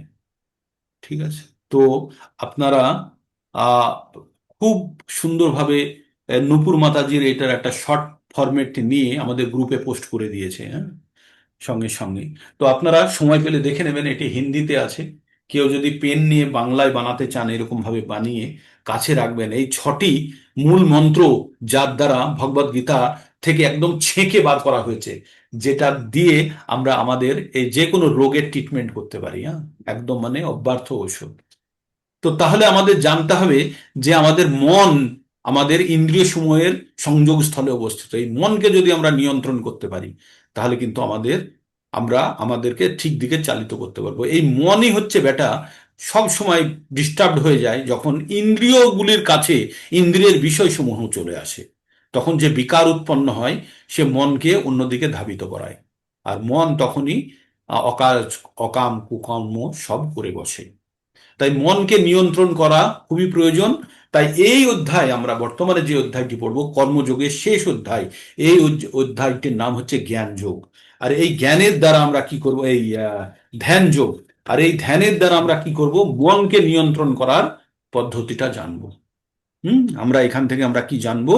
আমরা মনকে কিভাবে নিয়ন্ত্রিত করা যায়। তো এই ধ্যান যোগ সম্বন্ধে, এটি হচ্ছে কর্মযোগের লাস্ট, আমাদের কর্মযোগের লাস্ট আমাদের অধ্যায়। এটা কর্মযোগের যে 6টা অধ্যায় আছে তার মধ্যে লাস্ট অধ্যায়। তো এখানে বিভিন্ন যোগের কথা বলা হচ্ছে। এবার আমরা পড়ব ধ্যান যোগ। আর এই ধ্যান যোগটি হচ্ছে, এটি একটি অষ্টাঙ্গ যোগের সঙ্গে অনেকটা সঙ্গতিপূর্ণ, যদিও আমাদের এটি জানার প্রয়োজন, তাই আমরা জানছি। পরবর্তীকালে যখন ভক্তি যোগের মধ্যে প্রবেশ করব, এটির বিশেষ বিশেষ অংশগুলি আমাদের কাজে লাগবে। তবু আমরা পুরো জিনিসটা পড়বো। এবার ভগবান অর্জুনকে বলছে, ভগবদ গীতা থেকে আমরা কি কি জানতে পারি? 5টি বিষয় সম্বন্ধে জানতে পারি: ঈশ্বর, জীব, প্রকৃতি, সময় এবং কর্ম। যখন জীব প্রকৃতির সঙ্গে যখন আদান প্রদান করে, তখন কি করে? প্রকৃতির সঙ্গে যখন জীব আদান প্রদান করে, তখন কর্ম উৎপন্ন হয়। আর ভগবান যখন, ঈশ্বর যখন জীবের সঙ্গে আদান প্রদান করে, তখন কি করে? তখন জ্ঞান প্রদান করে। হ্যাঁ, তো ঈশ্বর এখন জীবের সঙ্গে আদান প্রদান করে জ্ঞান দিচ্ছে, ঈশ্বরকে ভগবান কৃষ্ণ আর জীবকে এখানে অর্জুন। তো আমরা সেই জ্ঞানকে আমরা একটু চুরি করে বা ট্যাপ করে নেওয়ার চেষ্টা করছি। ঠিক আছে, জ্ঞানটি কি? শ্রী ভগবান উবাচ অনাশ্রিত কর্ম ফলং কার্যং কর্ম করতি যঃ স সন্ন্যাসী চ যোগী চ না নিরগ্নির্চ অক্রিয়া। অনাশ্রিতঃ কর্ম ফলং কার্যং কর্ম করতি যঃ স সন্ন্যাসী চ যোগী চ না নিরগ্নির্চ অক্রিয়া। কি বললেন পরমেশ্বর ভগবান? বললেন, যিনি কর্মফলের প্রতি আসক্ত না হয়ে তার কর্তব্য বা কর্তব্য কর্ম সম্পাদন করেন, তিনি যথার্থ সন্ন্যাসী বা যোগী। যিনি অগ্নিহোত্রাদি কর্মত্যাগ করেছেন এবং দৈহিক চেষ্টা শূন্য, তিনি সন্ন্যাসী বা যোগী নন। আমরা কার কথা বলছি এখানে? এই যোগী আর সন্ন্যাসী বারবার আমরা কিন্তু পড়বো এই কথাটি। কর্মফল ত্যাগ আর কর্মত্যাগ, এই জিনিস দুটো আমরা আগের অধ্যায়ে আমরা আলোচনা করেছি। কর্ম ত্যাগ করলে কোনো ফলের সম্ভাবনা নেই, কিন্তু কর্ম করে যদি আমরা ফলের প্রতি আসক্ত হয়ে পড়ি তাহলে বন্ধনে ফেসে গেলাম। কিন্তু যদি এই কর্মের ফলকে যদি কেউ ত্যাগ করতে পারে তাহলে কিন্তু সে মুক্ত অবস্থায় থাকলো। তাহলে কি বলছে? যে যারা ত্যাগী তারা কর্ম করে আর কর্মের ফলকে তারা ত্যাগ করতে পারে, তারা হচ্ছে ত্যাগী। আর সন্ন্যাসীরা কি করে? তারা আগুনও জ্বালায় না। সন্ন্যাসীরা নিজের জন্য তারা আগুন পর্যন্ত জ্বালায় না, তারা সম্পূর্ণভাবে তারা ভগবানের পুরে আশ্রিত। একদম সন্ন্যাসী মানে সম্পূর্ণভাবে ভগবান চেতনায় মগ্ন, তারা কখনো আগুন পর্যন্ত জ্বালায় না। কেন? কারণ ওরা নিজের জন্য কোনো কিছু সামান্যতম জড়জাগতিক কাজ করে না, শুধু জীবন ধারণের যতক্ষণই শৌচতা মেনটেন করার জন্য যতখানি প্রয়োজন ততখানি করে, বাকি সমস্ত সময় তাদের ভগবানের জন্য উৎসর্গীকৃত। এটি হচ্ছে সন্ন্যাসীর কাজ। এখানে কি বলা হলো? যিনি কর্মফলের প্রতি আসক্ত না হয়ে তার কর্তব্য কর্ম সম্পাদন করেন, তিনি যথেষ্ট সন্ন্যাসী বা যোগী। হ্যাঁ, তিনি অগ্নিহোত্রাদি কর্মত্যাগ করেছেন, অগ্নিহোত্র মানে আগুন জ্বালানোর কাজ ত্যাগ করেছেন, এবং দৈহিক চেষ্টা শূন্য, তিনি সন্ন্যাসী বা যোগী নন। তাকে সন্ন্যাসী বা যোগী বলা হয় না যে সবকিছু ত্যাগ করে চুপ করে বসে আছে এবং ঈশ্বর চেতনাতেও মগ্ন নয়, কিন্তু সে কিন্তু সন্ন্যাসী নয়। তাকে ঈশ্বর চেতনায় মগ্ন হতে হবে, সেটি তার কর্তব্য। এখানে কি বলেছে একটা কথা ভাববেন, তার কর্তব্য কর্ম সম্পাদন করছে। তাহলে সন্ন্যাসীর কর্তব্য কর্ম কি? আমরা সন্ন্যাসী সম্বন্ধে পড়েছি না? আমরা পড়েছি সন্ন্যাসী কি হবে? অভয়ং সত্য সংশুদ্ধি জ্ঞান যোগ্য ব্যবস্থিতি। তো সন্ন্যাসীর কাজ হচ্ছে সে কি করবে? অভয়, তার কোনো ভয় থাকবে না, আর সে জ্ঞানের জ্ঞানের সাধ্যায় পড়াশোনা করবে এবং সে কি করবে? লোকদেরকে এই জ্ঞান প্রদান করবে, ঈশ্বর চেতনায় মগ্ন থাকবে। এটা হচ্ছে সন্ন্যাসীর কাজ। তো সেই কাজ সম্পাদন করবে, সেই কাজ থেকে কিন্তু বিরত হলে হবে না। তাহলে তিনি বললেন, যিনি আগুন পর্যন্ত ত্যাগ করে কর্মত্যাগ করেছেন, তিনি দৈহিক চেষ্টা শূন্য, তিনি সন্ন্যাসী বা যোগী নন। এই অধ্যায়ে ভগবান শ্রীকৃষ্ণ বর্ণনা করেছেন যে অষ্টাঙ্গ যোগ মন ও ইন্দ্রিয়গুলিকে সংযত করবার একটা পন্থা বিশেষ। তবে এই যোগ সকলের পক্ষে অনুশীলন করা কষ্টকর, বিশেষ করে এই কলিযুগে তা অনুশীলন করা একরকম অসম্ভব। তাই এই অধ্যায়ে অষ্টাঙ্গ যোগের পদ্ধতি অনুমোদন করা হয়েছে। কিন্তু ভগবান অবশেষে কৃষ্ণ ভাবনাময় কর্ম বা কর্মযোগের শ্রেষ্ঠত্বের উপর গুরুত্ব আরোপ করেছেন। এই জগতে সকলে তার পরিবার ও পরিজনের ভরণ পোষণের জন্য কর্ম করে, কিন্তু ব্যক্তিগত স্বার্থ অথবা ভোগ বাঞ্ছা ব্যতীত কেউই কর্ম করে না, তা সে ক্ষুদ্র বা বিস্তৃত পরিসর যাই হোক না কেন। কিন্তু সাফল্যের মানদণ্ড হচ্ছে কর্মফলের প্রত্যাশা না করে ভগবান শ্রীকৃষ্ণের সেবা করাই জন্যই কর্ম করা। প্রতিটি জীব ভগবানের অবিচ্ছেদ্য অংশ, তাই ভগবানের সেবা করায় তার একমাত্র কর্তব্য। দাগ টেনে নিন, এই লেখাটার নিচে দাগ টেনে নিন। কি বলছে? প্রতিটি জীব ভগবানের অবিচ্ছেদ্য অংশ। ভগবান কি বলছে? তার অবিচ্ছেদ্য। মামে বংশ জীবালোকে জীবাভূতান সনাতন মনো ষষ্ঠানি ইন্দ্রিয়ানি প্রকৃতি স্থানী কর্ষতি 15.7। প্রত্যেকটা জীব ভগবানের অংশ, তাই বলছে যে ভগবানের সেবা করাই তার একমাত্র কর্তব্য। শরীরের বিবিধ অঙ্গ প্রত্যঙ্গ সম্পূর্ণ শরীরের পালন পোষণের জন্য কর্ম করে, তাদের আংশিক স্বার্থ সিদ্ধির জন্য নয়, তাদের আংশিক। আমরা আমাদের এই জীবনটাকে বাঁচিয়ে রাখার জন্য যে কর্মগুলো করেছি, যদি এই জীবনটা বাঁচিয়ে রাখার উদ্দেশ্য ভগবানের সেবা হয়, তাহলে যে সমস্ত কর্মগুলি করলাম এই শরীরকে বাঁচানোর জন্য, সেই কর্মগুলি কিন্তু কখনোই সকর্ম বা বিকর্মে পরিণত হবে না, সেগুলি সব অকর্মেই পরিণত হবে। বোঝাতে পারলাম? আমাদের দুটো জিনিস আছে, একটা হচ্ছে জীবন ধারণ, আমাদের বেঁচে থাকার জন্য কর্ম করতে হবে। সেই কর্মগুলি যখন আমি করছি, সেটি পুণ্য উৎপাদন করতে পারে, পাপও উৎপাদন করতে পারে। কিন্তু সেটি পাপ বা পুণ্য উৎপাদন করবে না যদি আমি এটা জেনে যাই যে আমার জীবনের উদ্দেশ্য হচ্ছে ভগবানের সেবা করা, ভগবানের ভক্তি করা, করে এই জড়জগৎ থেকে মুক্ত হওয়া। তার জন্য যে চেষ্টা আমি যখন করছি, তখন সেই চেষ্টার মধ্যে কোনো সকাম কর্ম বা বিকর্ম থাকলেও সেগুলি আমাদের কোনো পাপে লিপ্ত করতে পারে না। আমরা 5 নম্বর অধ্যায়ে পড়েছি, হ্যাঁ, পদ্মপত্র, পদ্ম পত্র বিমম্ভসা, যেমন জলের মধ্যে থেকেও পদ্মের পাতাতে যেমন জল ভেজাতে পারে না, তেমনি আমরা এই জড়জগতের মধ্যে থেকেও কর্মের বন্ধনে আবদ্ধ হব না, যদি আমরা আমাদের সমস্ত কর্মফল ত্যাগ করে ভগবানের উদ্দেশ্যে কর্ম করি, মানে অর্থাৎ নিষ্কাম কর্মযোগের জন্য যদি আমরা যুক্ত হই।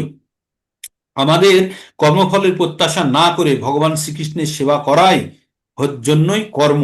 আর প্রতিটি জীবই ভগবানের অবিচ্ছেদ্য অংশ, তাই ভগবানের সেবা করাই তাদের একমাত্র কর্তব্য। কোন কর্তব্য এটা? একমাত্র কর্তব্য, দাগ দিয়ে নিন। শরীরের বিভিন্ন অঙ্গ প্রত্যঙ্গগুলি সম্পূর্ণরূপে পালন পোষণের জন্য কর্ম করে, তা আংশিক স্বার্থ সিদ্ধির জন্য নয়। তেমনি মানুষ ব্যক্তিগত স্বার্থের পরিবর্তে পরম ব্রহ্মের তৃপ্তির জন্য কর্ম করেন। তিনি হচ্ছেন প্রকৃতি সন্ন্যাসী, প্রকৃতি যোগী। কে প্রকৃত যোগী? যিনি ব্যক্তিগত স্বার্থের পরিবর্তে পরম ব্রহ্মের তৃপ্তির জন্য কাজ করেন। একটু আগে কি বললাম? অতপুম্ভি দ্বিজশ্রেষ্ঠ বর্ণাশ্রম বিভাগেশ স্বনুষ্ঠিতস্য ধর্মস্য স্বয়ংসিদ্ধিম হরিতোষণম। আমরা যখন হরির সন্তুষ্টি বিধানের জন্য যখন আমরা কর্ম করব, যে বর্ণেই আছি আর যে আশ্রমেই থাকি, তখন জানবো যে আমাদের উদ্দেশ্য সাধিত হয়েছে। আর আমাদের জীবনের পরম উদ্দেশ্য কি হবে? অন্তে নারায়ণ স্মৃতি। এতভ্যাম সাংখ্য যোগভ্যাম স্বধর্মপরা নিষ্ঠায়া জন্ম লাভে পরম পুংসং অন্তে নারায়ণ স্মৃতি।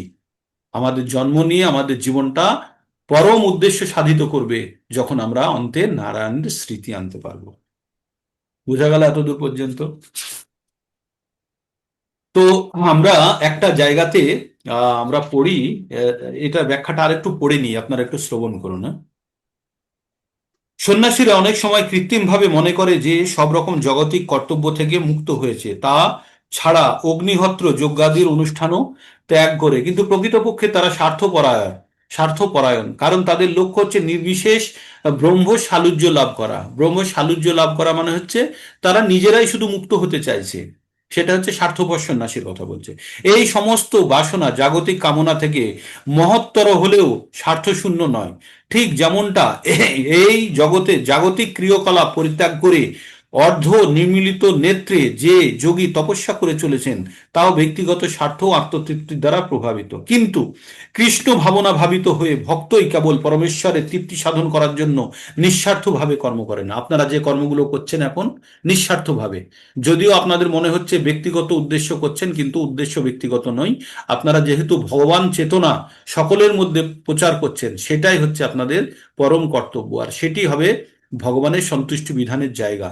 আমরা প্রতিনিয়ত ভগবত গীতা পড়ি, ভগবত গীতা শ্রবণ করি, অন্যদের মধ্যে বিতরণ করি, তাতে কি হয়? ভগবান অত্যন্ত তার সেবাতে তুষ্ট হন, আর সেটি হচ্ছে আমাদের পরম লক্ষ্য।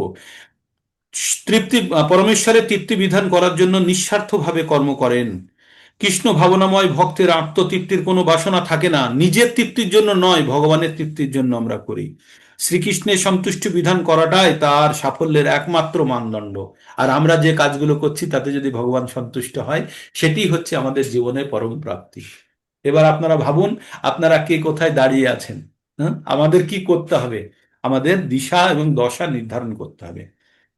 তারপরে কি বলছে তিনি? যথার্থ যোগী এবং সন্ন্যাসী যে বৈরাগ্যের মূর্তি বিগ্রহ চৈতন্য মহাপ্রভুর প্রার্থনা থেকে আমরা কি জানতে পারি? না ধনম না জনম না সুন্দরীম কবিতাং বা জগদীশ কাময়ে। আমার ধন চাই না, আমার জন চাই না, আমার সুন্দরী স্ত্রী বা পুরুষ চাই না, আমার প্রশংসক চাই না, কি চায়? জগদীশ চায়। মম জন্মনি জন্মনেশ্বরে, এক জন্ম থেকে অন্য জন্মে যেন আমরা ভবতাব ভক্তির, ভগবানের জন্য অহৈত কি অপ্রতিহত ভগবানের ভক্তি করতে পারি। এটাই আমাদের জীবনের উদ্দেশ্য। আমাদের মুক্তিও চাই না আমরা কেউ, আমরা চাই ভগবানের ভক্তি যেন দৃঢ় রূপে আঠার মতো ভগবানের চরণে লেগে থাকতে পারি। এটি হচ্ছে আমাদের পরম চাওয়া, পরম পাওয়া। তো এই জ্ঞান আমরা কোথায় থেকে প্রাপ্ত করব? এই জ্ঞান কি আমরা ক্লাস 7-এ, 8-এ, 9-তে, 10-তে, ইঞ্জিনিয়ারিং, মেডিকেলে, এমবিএতে কোথাও পড়েছি? কোথাও পড়িনি। আমাদের কারো কৃপা হয়েছে, ভগবদ গীতা থামিয়ে দিয়েছে, তাই আমরা পঠন করছি। আর কিছুটা হলেও আমাদের নিজেদেরকে এই জ্ঞানের মাধ্যমে আমাদেরকে আহ, মানে রিচ করার চেষ্টা করছি, এনরিচ করার চেষ্টা করছি, ধনী বানানোর চেষ্টা করছি এই জ্ঞানের মাধ্যমে। তো আমাদের এটির অর্থ কি বলছে? হে জগদীশ্বর, আমি ধন কামনা করি না, আমি আমার অনুগামী কামনা করি না, আমি সুন্দরী স্ত্রীও কামনা করি না। আমার একমাত্র কামনা হচ্ছে আমি যেন জন্মা জন্মান্তরে তোমার অহৈতুকী, অহৈতুকী মানে কোনো কারণ ছাড়াই যেন ভক্তি লাভ করতে পারি। এটি হচ্ছে জীবনের চরম তপস্যা, চরম চাওয়া। তাই চৈতন্য মহাপ্রভু 2 লাইনের মাধ্যমে সমস্ত ভগবদ গীতার চাওয়া পাওয়াটাকে এই জায়গাতে তিনি সীমাবদ্ধ করে দিয়েছেন। তাহলে আমাদের জানতে হবে আমরা কোন দিকে যাচ্ছি আর আমরা কিভাবে এগোচ্ছি। পরের শ্লোকটি শুনুন।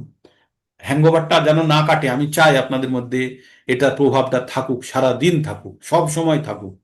তাহলে কি হবে? ভগবান চেতনাটা আপনাদের দৃঢ় হবে। আমরা যেই কিছুক্ষণ পরে জড়জগতের কাজের মধ্যে চলে যাব তখন হয়তো দুর্বল হয়ে যাবে। আবার শুনুন, শুনে নিজেকে সমৃদ্ধ করুন, যে আমাদেরকে আমাদের জীবনের পরম উদ্দেশ্য জানতে হবে। জং সন্ন্যাসমিতি পাহুর্যোগং তদ্বিদ্ধি পাণ্ডব, নাহি সংনস্ত সংকল্প যোগী ভবতি কশ্চন। জং সন্ন্যাসমিতি পাহুর্যোগং তদ্বিদ্ধি পাণ্ডব, নাহি সংনস্ত সংনস্ত সংকল্প যোগী ভবতি কশ্চিন। ভগবান কশ্চন, ভগবান বললেন হে পাণ্ডব, যাকে সন্ন্যাস বলা হয় তাকে যোগ বলা হয়, কারণ ইন্দ্রিয় সুখ ভোগের বাসনা ত্যাগ না করলে কখনোই যোগী হওয়া যায় না। তাহলে আমাদের মূল, আমরা জড়জগতে ফাঁসানোর জন্য আমাদেরকে কি দিয়েছে? আমাদের ইন্দ্রিয় ভোগের একটা জায়গা দিয়ে দিয়েছে। আর যে এই ইন্দ্রিয় ভোগের জন্যই আমরা এই জড়জগতে ফেসে যাই। আমাদের ইন্দ্রিয় ভোগের রাস্তাগুলো কি কি? চক্ষু কর্ণ নাসিকা জিহ্বা। এই যে ইন্দ্রিয় ভোগের ইনপুট চলে আসছে, আর সেগুলোকে আমরা ভোগ কিভাবে করি? মুখ।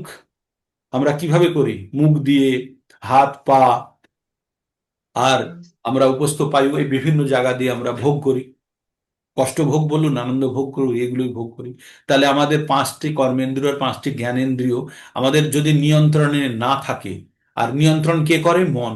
তাহলে মন সহ বাকি 10 জনকে 5+5 যদি কন্ট্রোলে থাকে, তাহলে কিন্তু আমরা এই জড়জাগতিক কোনো বন্ধনে আমরা আবদ্ধ হব না। আর তখনই প্রকৃত যোগীর আমরা সংজ্ঞাটাকে আমরা সাধিত করতে পারবো। যথার্থ সন্ন্যাস যোগ অথবা ভক্তি যোগের তাৎপর্য হচ্ছে জীবাত্মা রূপে স্বীয় স্বরূপ সম্বন্ধে অবগত হয়ে, মানে নিজের সম্বন্ধে জ্ঞান লাভ করে কর্ম করা। জীবাত্মার কোনো পৃথক স্বতন্ত্র স্বতন্ত্র অস্তিত্ব নেই, আমাদের কোনো স্বতন্ত্র জীব ভগবানের ততস্থ শক্তি। তট মানে হচ্ছে কি? বাউন্ডারি। তট মানে হচ্ছে বাউন্ডারি। সমুদ্রের তীরে গেলে আমরা বলি না তটভূমি? তটভূমি কোন জায়গাটাকে বলি? যে জায়গাটা কখনো ডাঙা থাকে, কখনো জলের দ্বারা ভিজে যায়। তার মানে যে জায়গাটায় জল আসে। আর তো ভগবানের 3 রকমের শক্তি হয়। একটা হচ্ছে বহিরাঙ্গা শক্তি, এই জড়জগৎ। আর এই জড়জগতের বিভিন্ন পদার্থ দিয়ে আমাদের এই জড় শরীর তৈরি। মাটি, জল, বায়ু, অগ্নি, আকাশ। হুম এই 5টি তত্ত্ব দিয়ে আমাদের জড় শরীর তৈরি। আর এই জড় শরীর কোথা থেকে পাওয়া যায়? জড় এই 5টি তত্ত্ব প্রকৃতি থেকে। আর এইটি কোথায় থেকে আসলো? ভগবানের অপরা শক্তি, ভগবানের অপরা শক্তি, বহিরাঙ্গা শক্তি। আর আমাদের আত্মা যেটা, সেটা হচ্ছে ভগবানের অন্তরঙ্গা শক্তি। আর এই আত্মা অন্তরঙ্গা শক্তি দিয়ে আমরা আমরা কি করি? অন্তরঙ্গা শক্তি দিয়ে আমরা আমরা আমরা অন্তরঙ্গা শক্তি আর বহিরঙ্গা শক্তির মিশ্রণে যেটা তৈরি, সেটা হচ্ছে তট। তট যেমন জলেও ডুবে থাকতে পারে, আবার কখনো ডাঙাও থাকতে পারে, তেমনি আমরা চাইলে ভৌতিক জগতের মধ্যেও থাকতে পারি, আমরা চাইলে আধ্যাত্মিক জগতের মধ্যেও থাকতে পারি। তাহলে আমাদের পজিশনটা আমরা বুঝে গেছি। আমাদের কাছে একটা গোল্ডেন অপরচুনিটি, সুবর্ণ সুযোগ আছে আমাদের কাছে, যে আমাদের জীবনের পরম উদ্দেশ্য, আমরা আমরা জীবনকে অনেক ভোগ করেছি, এনাফ ইজ এনাফ, ট্রেন আসছে, আমাদের প্রস্তুতি, সব জিনিসপত্র গুছিয়ে নিতে হবে আমাদেরকে যাওয়ার জন্য, হ্যাঁ? তো সেই প্রস্তুতির জন্য আপনারা কাজ করুন। কালকে এটা বিষয়ে বিশদ বলেছি, কেউ ভয় পাবেন না, ভয় পাওয়ার কিছু নেই। আমরা মহান ভয় থেকে কখন বেরোতে পারবো? যখন আমরা ধর্মের পথে সঠিক কাজটি করব। তো তাই বলছে এখানে, অর্থাৎ ভগবানের অন্তরঙ্গ শক্তি সম্বন্ধে সচেতন হয়, সে তখন তার স্বরূপে অধিষ্ঠিত হয়। জীব যখন পূর্ণ জ্ঞান প্রাপ্ত হয় তখন সে জড় ইন্দ্রিয় তৃপ্তি থেকে বিরত হয়, অথবা সব রকমের ইন্দ্রিয় ভোগ উপভোগ কার্যকলাপ পরিত্যাগ করে। ইন্দ্রিয় দমন করে যোগীরা জড় আসক্তি থেকে মুক্ত হওয়ার চেষ্টা করে। কিন্তু কৃষ্ণ ভক্তের ভগবান শ্রীকৃষ্ণের সেবায় উদ্দেশ্যে ব্যতীত অন্য কোনো বিষয়ে তাদের ইন্দ্রিয়কে নিয়োজিত করার সুযোগ থাকে না। সুতরাং কৃষ্ণ ভক্ত একধারে যোগী এবং সন্ন্যাসী। জ্ঞান ও যোগ পদ্ধতি অনুসারে জ্ঞান লাভ এবং ইন্দ্রিয় নিগ্রহ বিষয়ক যোগের প্রয়োজন কৃষ্ণ ভাবনা আপনা থেকেই সাধিত হয়। যখন কেউ ভগবান চেতনায় উদ্বুদ্ধ হয়ে, যে নিরাহরস্য যোগী নাম বলি না, যে আমাদের যখন উচ্চতর স্বাদ পেয়ে যায়, যখন ভগবান চেতনায় যুক্ত হয়ে আমরা ভগবানের সঙ্গে যখন আমরা সেবায় যুক্ত হই, যখন আমাদের আধ্যাত্মিক চেতনায় যখন আমরা নিজের থেকে কিছু উপলব্ধি আসে, তখন আমাদের মনের মধ্যে যে আনন্দ অনুভূতি হয়, সেই আনন্দ অনুভূতি কোনো ধরনের জড়জাগতিক সুখভোগের থেকে অবশ্যই বেশি। আর সেই অনুভূতির লোভ যখন আমাদের লেগে যাবে, তখন জড়জাগতিক কোনো ধরনের আনন্দের দিকে আমরা ধাবিত হব না।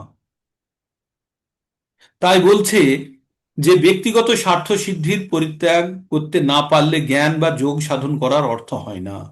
জীবাত্মার প্রকৃত উদ্দেশ্য হচ্ছে সব রকম ব্যক্তিগত স্বার্থ ত্যাগ করে সন্তুষ্ট বিধানে ব্রতী হওয়া। যিনি কৃষ্ণ ভাবনায় অমৃত লাভ করেছেন, ইন্দ্রিয় সুখ ভোগের প্রতি তার আর স্পৃহা থাকে না। তিনি সব সময় ভগবান কৃষ্ণের ইন্দ্রিয় তৃপ্তি সাধনের চেষ্টা করতে মগ্ন।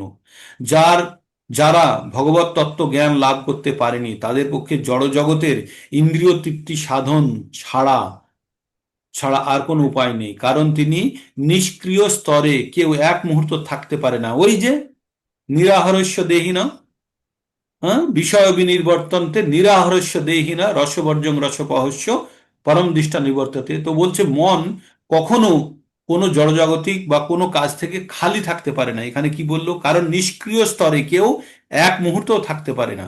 তাই কি বলছে, আমাদের মনকে, আপনারা বোতলকে খালি রাখতে পারেন না, বোতলের মধ্যে হাওয়া ঢুকে বসে থাকবে। তাই আমাদের মধ্যে হাওয়া কি? জড়জাগতিক ভোগ করার ইচ্ছা। তাই বোতলের হাওয়া বার করতে গেলে কি করতে হবে? ভারী জিনিস ঢেলে দিতে হবে। ভারী জিনিস কি? জল। যখন বোতলে জল ঢেলে দেবেন তখন হাওয়া এমনি বেরিয়ে যাবে। তো তার মানে আমাদের জীবনে ভারী জিনিস কি? জড়জগতিক ভোগ যদি হালকা হয়, তাহলে ভারী জিনিস কি? কৃষ্ণ ভাবনামৃত হওয়া, কৃষ্ণর ভক্তিতে লীন হওয়া। যখন কেউ কৃষ্ণ ভাবনামৃত হতে থাকবে, অটোমেটিক্যালি তার ভিতর থেকে জড়জাগতিক ভোগ করার ইচ্ছা নষ্ট হয়ে যাবে। হরে কৃষ্ণা। এই ছিল দুটো শ্লোক আজকের। আজকের ডোজটাও একটু বেশি কড়া হয়ে গেল, হয়তো আপনাদের যদি কড়া লাগে তাহলে ক্ষমা করবেন আমাকে, কিন্তু এটা সত্যি, এর বাইরে কোনো কথা হবে না। এটাই সত্যি, এটাই সত্যি। আর এটাকে কিভাবে আমরা উপলব্ধি স্তরে নিয়ে যাব, আমরা কিভাবে আমাদের জীবনে প্রয়োগ করব, সেটা আমাদেরকে ভেবে দেখতে হবে। হরে কৃষ্ণ কৃষ্ণ কৃষ্ণ হরে হরে, হরে রাম রাম রাম। প্রত্যেকটা মুহূর্তে আপনাদের কিন্তু ভগবদ গীতার সার নিয়ে আলোচনা করছি। প্রত্যেকটা মুহূর্তে ভগবদ গীতার সার, আমরা যে কথাগুলো বলেছি, এই পুরো ভগবদ গীতাতে বারবার ওই একই কথাগুলো, এই একই ভাঙা রেকর্ড শুনবেন, যতক্ষণ না পর্যন্ত ভগবদ গীতা সম্পূর্ণরূপে পড়া হচ্ছে। আর যখন বুঝে যাবেন, তখন ওই রেকর্ড আবার বাজাতে থাকবেন প্রতি মুহূর্তে।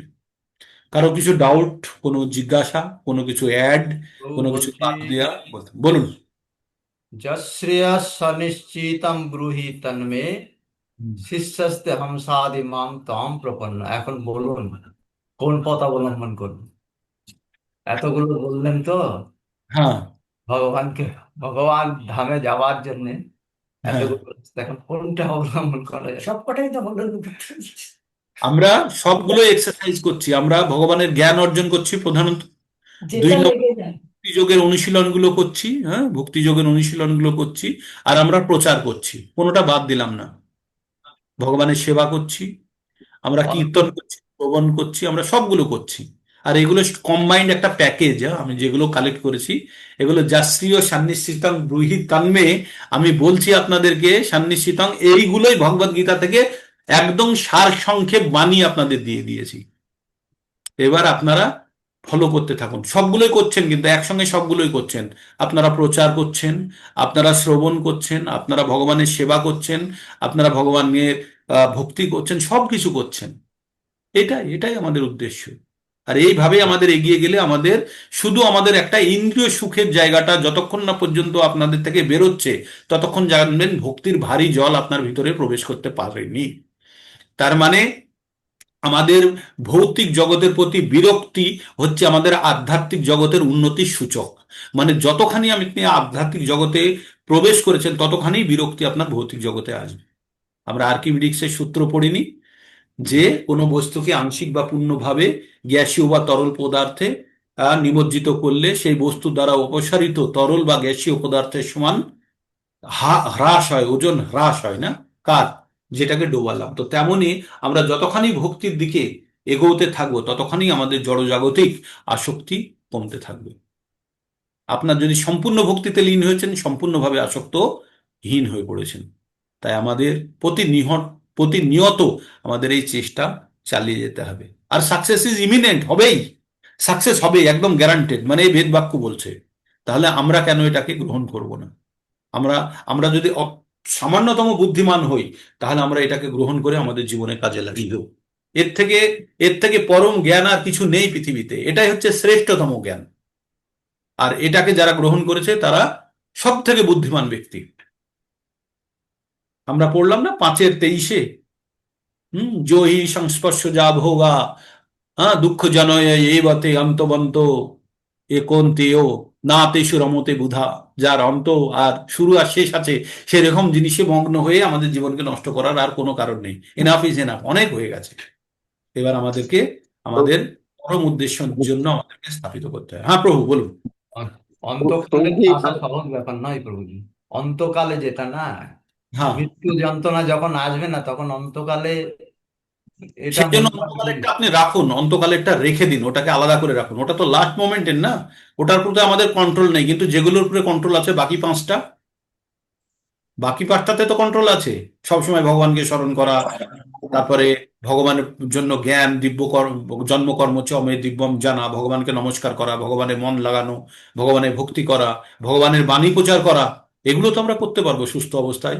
আর এগুলোতেই ভগবানের সন্তুষ্টি বিধান হবে। তাই তো বলছে অতপুম্ভি দ্বিজশ্রেষ্ঠ বর্ণাশ্রম বিভাগ স্ব অনুষ্ঠিত ধর্মস্য স্বয়ং সিদ্ধিম হরিদশনম। হরি তোষণ করা, হরি সন্তুষ্টি বিধান করা, এটি হচ্ছে আমাদের পরম কর্তব্য। অভিজিৎ চন্দ্রপ্রভু কিছু বলছিলেন। প্রভুজি প্রণাম। প্রভুজি আমি আমার একটা ডাউট হচ্ছে, সেটা আপনাকে আমি খুলে বলছি। সেটা হলো যে শ্রী চৈতন্য মহাপ্রভু এত বড় ভক্ত ছিল, যার সঙ্গে কারো তুলনা হবে, তার পথ ধরে আমরা চলছি, কিন্তু তার মৃত্যুটা আমরা এখনো পর্যন্ত জানতে পারিনি। তার তার মৃত্যু কিভাবে হয়েছে সেটা তার এখনো পর্যন্ত জানতে পারিনি। আমাদের মৃত্যু সম্বন্ধে আমাদের বিশেষ মানে দেওয়া নেই। দুটো সিদ্ধান্ত দেওয়া আছে। একটা সিদ্ধান্ত বলছে তিনি সমুদ্রে যমুনা ভেবে নেমে চলে গেছেন, ঠিক আছে, সমুদ্রের মধ্যে। মানে তিনি নীল জল দেখলেই তিনি আহ, আসলে তিনি তো কোনো সন্ন্যাসী বা ব্যক্তিত্ব নন, তিনি হচ্ছেন ভগবানের, স্বয়ং ভগবান, ভগবানের অংশ। হ্যাঁ ভগবানের অংশ, না ভগবান স্বয়ং। মানে ভগবানের আমরা রূপ। ভগবানের অবতার। অবতার, অবতার, হ্যাঁ, ঠিক আছে। ভগবান এ হচ্ছে ছন্ন অবতার, ওনাকে ছন্ন অবতার বলা হয়। তিনি প্রভুজি বলে নাকি পান্ডারা তাকে খুন করেছে। ওটা দেখুন, ওটা কন্ট্রোভার্সির জায়গা। আমরা আমাদের শ্রদ্ধার জায়গা, আমরা আমাদের শ্রদ্ধার জায়গাতে লিখেছি। ওনাদের দুটো দুটো সিদ্ধান্ত চলে। একটা হচ্ছে তিনি যমুনা ভেবে তিনি এর মধ্যে নেমে গেছেন, সমুদ্রের মধ্যে নেমে গেছেন। আর 2 নম্বর বলা হয় তিনি আহ জগন্নাথের দেহে লীন হয়ে গেছেন। তবে এখানে একটা কথা চলে আসে জগন্নাথের দেহে লীন হওয়ার জন্য, যে তিনি যে জড়জাগতিক শরীর যার কাছে আছে, সে আধ্যাত্মিক শরীরের সঙ্গে কিভাবে যুক্ত হয়ে যেতে পারে, সেটা একটা সন্দেহ থেকে যায়। তাই আবার একটা জায়গাতে বলা হয় যে তার পুরীর পান্ডারা নাকি তাকে খুন করে তাকে পুঁতে দেওয়া হয়েছে। আমরা সেসবের ঊর্ধ্বে। আপনারা জানবেন ভগবান যখন লীলা শুরু করেছে, কোনো না কোনো ভাবে সাঙ্গও করেছে, এটাই আমরা জেনে নেব। ভগবান শ্রীকৃষ্ণ যখন লীলা সাঙ্গ করেছে, তার পায়ে তীর লেগে তাতে তিনি লীলা সাঙ্গ করেছেন, তাই না? তো বিভিন্ন ভগবানের বিভিন্ন রূপে বিভিন্ন ভাবে এসছেন, তারা লীলা সাঙ্গ করে গেছেন। তো কাকে দিয়ে কি কাজ করাবেন আমরা জানতে পারি না। তাই আমাদের শুধু সেখান থেকে আমাদের কাজের জায়গাটাকে আমরা গ্রহণ করি। হ্যাঁ, উৎসুকতা যদি থাকে তাহলে আপনারা জানবেন ভগবান যদি পুরীর পান্ডারাও তাকে যদি হত্যা করে থাকে, জানবেন ভগবান তার লীলা সাঙ্গ করার জন্য ওই টুলগুলোকে ব্যবহার করেছে, কাদের? পুরীর পান্ডাদেরকে অ্যাজ এ টুল হিসাবে ব্যবহার করেছে। এটাই জেনে নেবেন, ঠিক আছে? ঠিক আছে। বউ বউ এর মধ্যে আমি অ্যাড করি। বলুন। এটা আপনি যেটা বললেন, একদম কোনো রকম ডাউট রাখলে আমাদের মনের মধ্যে চলবে না। শ্রী হ্যাঁ, চৈতন্য মহাপ্রভু যে ভগবান, বা সেইটাই মানতে হবে যে উনি লীলা করেছেন, উনি কিভাবে চেয়েছেন। যেমন হ্যাঁ, ওই বললেন, ওটাও আমার মনে এসেছিল। শ্রীকৃষ্ণ যখন গাছে বসেছিলেন, ওই হ্যাঁ। বেয়াদ এসে পায়ে তীর মারলো, ওনার ওনার ইচ্ছা ছিল ওইভাবে মৃত্যু, আর এটাও এইভাবে। কিন্তু কোনো ডাউট আমাদের মধ্যে যেন না হয় যে কিভাবে, ওই কন্ট্রোভার্সি যেন না হয় ও পান্ডারা মেরেছে কি কে মেরেছে। কিন্তু আমরা এইটাই, এই বিশ্বাস নিয়ে চলবো, শ্রী চৈতন্য মহাপ্রভু ভগবান, বাস। কোনো অবতার নয়, কিছু নয়, উনি স্বয়ং ভগবান, এইটাই মনে রাখতেন। এটা যখন আমরা সিসি পড়বো, আমরা যখন চৈতন্য চরিতামৃত পড়বো, তখন আসলে ভগবত তত্ত্ব খুব বড় তত্ত্ব। হ্যাঁ, সেই তত্ত্বটা আমরা যখন পড়বো, আপনারাও পড়বেন, আপনারা সকলেকেই আমি নিয়ে যাব সেই স্টেজে। যখন আমরা তত্ত্বটা পড়বো, তখন আমাদের ভগবত তত্ত্ব যখন জানবো, তখন আমরা আরো পরিষ্কারভাবে জানবো যে ভগবান, ভগবান কে, ভগবানের প্রকাশ কেমন, ভগবান কোথায় আছে। কৃষ্ণ, তারপরে কি শঙ্কর্ষণ, কৃষ্ণ বলদেব শঙ্কর্ষণ, নারায়ণ শঙ্কর্ষণ, তারপরে কারণোদাক্ষায়ক বিষ্ণু, গর্ভোদাক্ষায়ক বিষ্ণু, ক্ষীরোদাক্ষায়ক বিষ্ণু, গর্ভোদাক্ষায়ক থেকে শুরু হলো পদ্মকমলের পরে ব্রহ্মা। এবার ব্রহ্মার থেকে বিভিন্নভাবে সৃষ্টি হয়েছে, কখনো শিব, কখনো এইভাবে, মানে আপনার সৃষ্টির যখন কাহিনী আমরা পড়বো, যখন ভাগবতম পড়বো, তখন সম্পূর্ণরূপে জানবো। আর চৈতন্য চরিতামৃত যখন পড়বো, তখন চৈতন্য মহাপ্রভুর আবির্ভাবের কারণ কি সেটা পর্যন্ত দেওয়া আছে। কেন তিনি এসেছেন, কেন তিনি যুগ্ম রূপ নিয়েছেন, সমস্ত কিছু ব্যাখ্যা করা আছে। তো উৎসুকতা বানিয়ে রাখুন। এখন আপনারা জেনে রাখুন যে ভগবান তার লীলা সাঙ্গ করেছেন। কিভাবে করেছেন সেটা গুরুত্বপূর্ণ নয়, তিনি যেমন এসেছেন লীলা সাঙ্গ করে 48 বছর আমাদের যে জিনিসটা দেওয়ার প্রয়োজন সেটা দিয়ে চলে গেছে। আরো যখন আপনারা চৈতন্য চরিতামৃতের মধ্যে পড়বেন, অ্যাকচুয়ালি অদ্বৈত আচার্য বলে একজন আচার্য, যিনি মহাবিষ্ণুর প্রতিরূপ রূপে জড়জগতে ছিলেন, তিনি কি করেছিলেন, এই শালিগ্রাম শিলা নিয়ে তিনি গঙ্গার তীরে, মানে 1 লাখ তুলসীপত্র নিয়ে তিনি পুজো অর্চনা করেছিলেন যে ভগবানকে। তিনি এমন হুংকার দিয়েছিলেন যে বৈকুণ্ঠ থেকে ভগবান স্বয়ং মায়াপুরে অবতরণ করেন, ঠিক আছে? আর ভগবান, এখন আপনাদের এই কথাগুলো প্রি ম্যাচিওর লাগবে, কারণ আপনাদের বিশ্বাসের স্তরটা এখনো তত তীব্র হয়নি। হ্যাঁ, তো বিশ্বাসের স্তর আগে, শ্রদ্ধা আমাদের তীব্র করতে হবে, তখনই এই জিনিসগুলো আপনারা আরো সুন্দরভাবে গ্রহণ করতে পারবেন। তাই আমি এখন আমার এই জিনিসটা সম্বন্ধে আমি স্থগিত রাখলাম। যখন আমরা আরেকটু স্তর চেঞ্জ করে নেব, বিশ্বাস যখন আমাদের আরেকটু তীব্র হবে, তখন আমরা এই জিনিসগুলোকে সুন্দরভাবে আরোহণ করতে পারবো।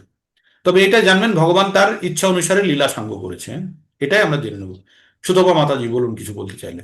আর প্রভুজি বলছিলাম যে আমাদের মানে কোনো ব্রহ্মা শিব কোনো দেবতাদেরকে মানে আলোচনা মানে কারোর সঙ্গে কারোর করতে নেই, তাহলে ওটাও হয়তো পাপ বর্তায়।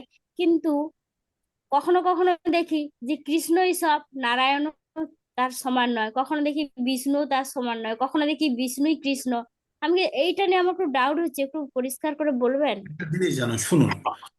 একটা মানুষ, আপনার একটা বড় বাড়ি আছে, বাড়ির মধ্যে রান্নাঘর বাড়ির অংশ, কিন্তু রান্নাঘরটা বাড়ি নয়, এটা জেনে নিন প্রথমে, ঠিক?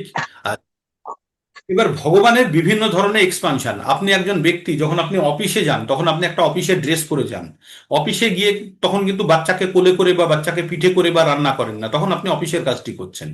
তো এই রকম যখন স্পেসিফিক কাজ করছে, তখন তাদের তাদের আলাদা আলাদা। বিষ্ণু হচ্ছে অফিসিয়াল ফর্ম, হচ্ছে কৃষ্ণের কিছু একটা নির্দিষ্ট জগৎ সংসারকে চালানোর জন্য। ভগবানের 3 রকমের মানে গুণ অবতার, বলে গুণ অবতার, ঠিক আছে? ব্রহ্মা, বিষ্ণু, মহেশ্বর। ব্রহ্মা, ব্রহ্মা হচ্ছে সৃষ্টিকর্তা, বিষ্ণু হচ্ছে পালনকর্তা, আর মহেশ্বর হচ্ছে ধ্বংসকর্তা। রুদ্র রূপে তিনি সবকিছু ধ্বংস করেন। এগুলো হচ্ছে ভগবানের 3টে। আপনারা জানবেন বৈষ্ণব পদ্ধতিতে 4টে পন্থা ব্যবহার করা হয়। 4টে পন্থা আছে। একটা হচ্ছে ব্রহ্ম, ব্রহ্ম আমরা যেটা ফলো করি, ব্রহ্ম মধ্য, ব্রহ্ম মধ্য গৌড়ীয় সম্প্রদায় একটা আছে। আরো আছে কুমার সম্প্রদায় আছে, চতুষ্কুমার, ব্রহ্মার 4 পুত্রর নাম অনুসারে চতুষ্কুমার। আর একটা হচ্ছে শ্রী সম্প্রদায়, যেটা হচ্ছে লক্ষ্মী, লক্ষ্মী দেবীকে অনুসরণ করে যারা চলে। আর একটা হচ্ছে রুদ্র সম্প্রদায়, যারা শিবকে তাদের পথ প্রদর্শক মেনে চলে। এই চারটে সম্প্রদায় হচ্ছে মানে আর কি, মানে অথেন্টিকেটেড সম্প্রদায় বৈষ্ণব সম্প্রদায়ের মধ্যে। তো এই যে ব্রহ্মা বিষ্ণু মহেশ্বর, এরা তিনজন হচ্ছে, একজন হচ্ছে সৃষ্টিকর্তা, একজন হচ্ছে ধ্বংসকর্তা, আর একজন হচ্ছে পালনকর্তা। একজন হচ্ছে শতগুণে থাকে কে?